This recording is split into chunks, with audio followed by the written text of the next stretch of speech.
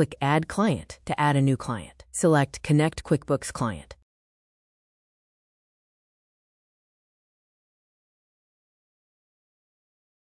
Click Enter. Click Add New Store.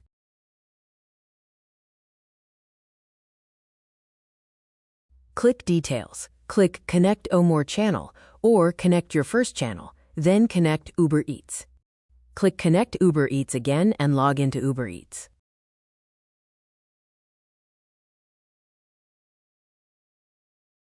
Select which Uber Eats store you want to connect. Click Confirm Mapping. You can do manual selection or let FoodTaxPros automatically recommend the mapping from Uber Eats to QuickBooks Online for you. You can also manually select the individual account too. Click Create Accounts to let FoodTaxPros create the new accounts on QuickBooks Online for you automatically. Click Create and Apply. Click Save.